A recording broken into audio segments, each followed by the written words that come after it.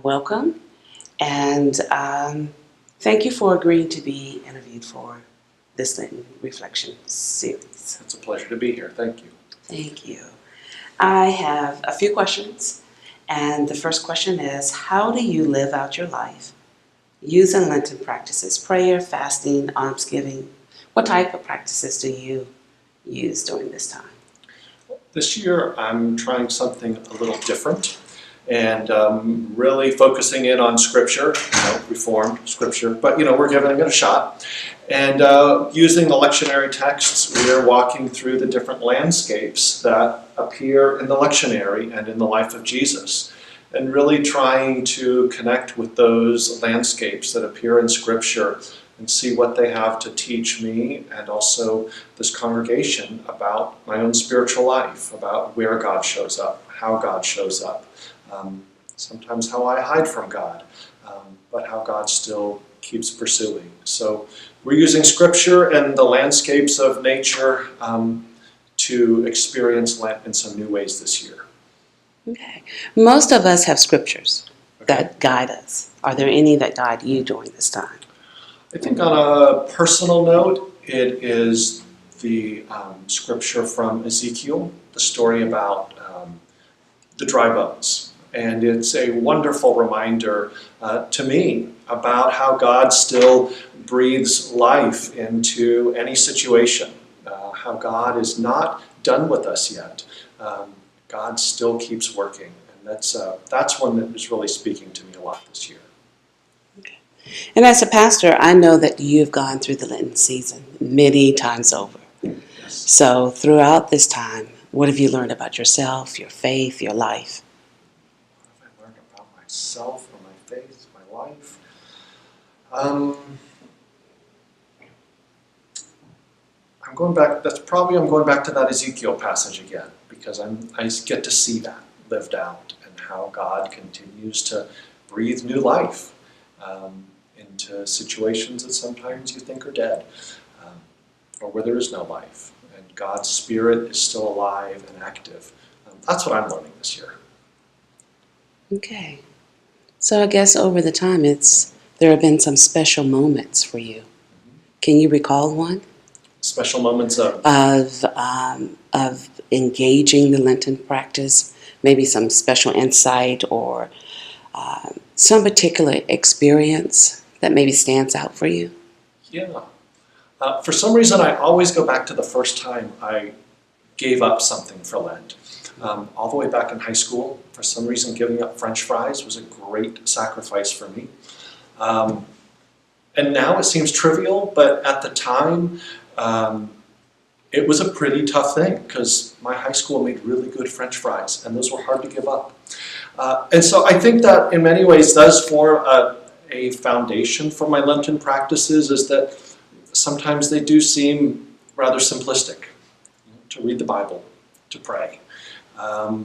But in those simple acts, I keep discovering God's grace anew. I learn new things about God. I learn new things about myself. So I think that underwriting current of what I've learned in going through Lent is to do it and to follow where the Spirit leads and to engage in some practice.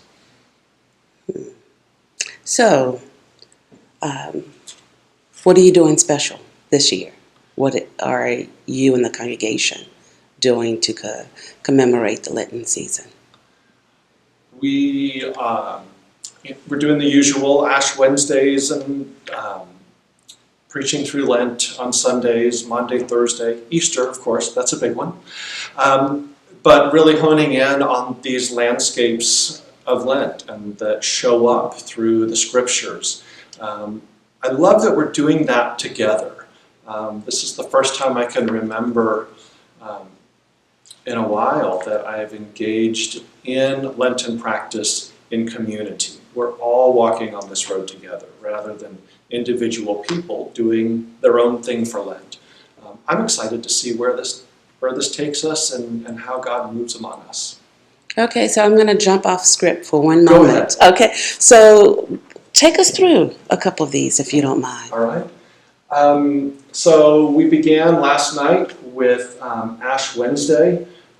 And really the foundational verse for our series, which was from Psalm 139, where can I go from your presence? And looking at those hidden places, those places where sometimes we wish we could hide, but being reminded that God shows up. The next one is the wilderness, and that will be this coming Sunday, or depending on when you're watching this, that already happened. But the wilderness is a place that's not only sacred, but it's also a place that can be scary, a place that God works on us and makes us and gets us to the point of being dependent on God, as Jesus was tempted in the wilderness. We also have images here of a journey, where we journey with God. We have images here of a well, where Jesus met the woman at the well. We discover how God's grace nourishes us and refreshes us, even sometimes at those places and times when we don't think we deserve it.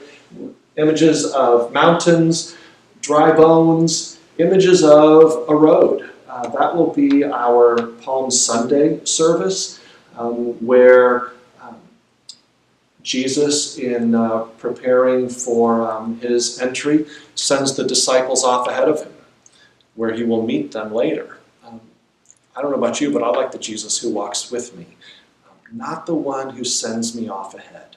So we'll explore that a little bit. And then, of course, we have Maundy, Thursday, and the new dawn that we find on Easter morning.